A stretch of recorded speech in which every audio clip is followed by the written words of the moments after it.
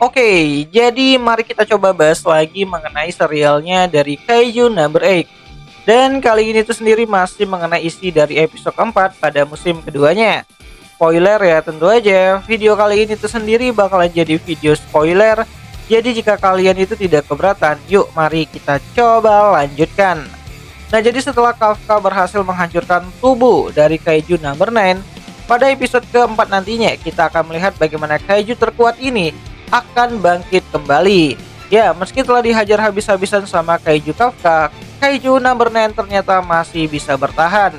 Ya, setelah misi pembersihan distrik Shinagawa dinyatakan berhasil dan Kikoru turut andil dalam pembasmian para kaiju kecil yang masih tersisa, Komandan Shinomiya mengucapkan rasa terima kasihnya kepada Narumi, Kikoru, dan juga Kafka. Namun Narumi mencoba untuk menganalisa tujuan dari kemunculan kaiju kali ini, di mana Narumi berpikir kalau Kaiju Number 9 bukan hanya mencoba untuk mendapatkan Kafka ataupun Kaiju Number 8, namun ia memiliki tujuan lain yang masih belum diketahui. Dan tepat saat Narumi memahaminya, sinyal kemunculan Kaiju kembali aktif. Ya, Kaiju Number 9 kembali lagi bangkit di medan pertempuran. Nah, Kaiju Number 9 berkata kalau ia sangat menyesal karena telah gagal membunuh Kaiju Number 8. Namun tujuan besar lainnya telah berhasil ia capai. Ya, tujuannya adalah merebut kekuatan monster terkuat yang pernah ada. Bertemu dengan monster nomor 2 beserta dengan inangnya.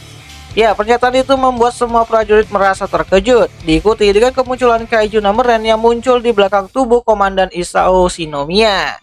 Dan terjadilah serangan mendadak di pusat kontrol pertahanan Kaiju yang membuat Komandan Shinomiya memerintahkan semua orang untuk evakuasi. Ya, Kafka yang menyadari kalau monster yang ia kalahkan bukanlah tubuh aslinya, langsung berteriak kalau tujuan Kaiju Number 9 yang sebenarnya adalah untuk menyerang kepala Komandan Shinomiya.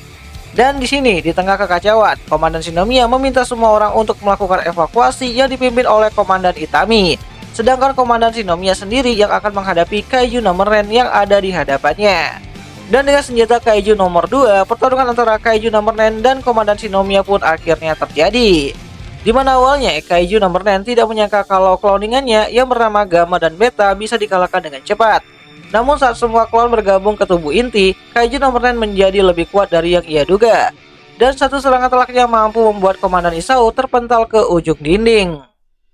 Di mana Isao tidak mengira kalau Kaiju Number 9 akan bisa berevolusi lebih jauh dari apa yang dia bayangkan. Namun Isao masih tetap berjuang untuk melindungi semuanya.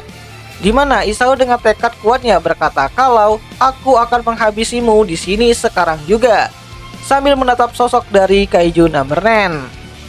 So, singkat cerita, Isao menggunakan kekuatan Kaiju Number 2 secara optimal.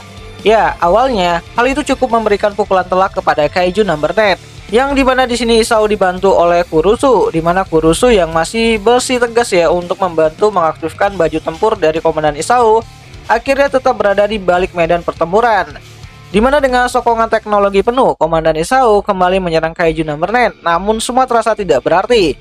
Saat kemampuan Super Regen Kaiju Number 9 aktif lebih cepat daripada yang dibayangkan.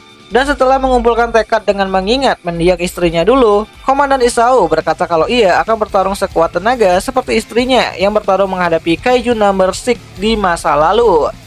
Dimana dengan satu pukulan terakhir, Komandan Isao berhasil menyerang Kaiju Number 9 hingga menghancurkan satu gedung di tengah kota. Dan lagi-lagi Kaiju Number 9 kembali bisa bertahan dan dengan cepat mengambil alih tubuh Komandan Isao dan menjadikan tubuh tersebut sebagai inang baru baginya, bersatu dengan kekuatan dari Kaiju Number 2. Sementara di sisi lain, Kafka dan Narumi akhirnya sampai di lokasi Komandan Isao yang ternyata sudah dikuasai oleh Kaiju Number 9. Ya, Kafka menyadari ada yang aneh dari Komandan Isao, dan benar saja, tubuh Komandan Isao telah diambil alih oleh Kaiju Number 9. Yang mana hal ini membuat Narumi murka, dan terjadilah pertarungan antara Narumi Kafka versus Kaiju Number 9 kembali. Bahkan Kikoru yang datang terakhir juga mencoba untuk menyerang, namun karena ikatan emosional yang sangat mendalam, serangan Kikoru jadi tidak efektif, yang mana hal itu malah membuat Kaiju Number 9 menjadi lebih agresif. Dan meskipun sudah dihajar habis-habisan oleh Narumi, Kaiju Number 9 selalu bisa pulih kembali. Namun saat Kaiju Number 8 menyerang, tubuh Kaiju Number 9 terasa sulit untuk melawan.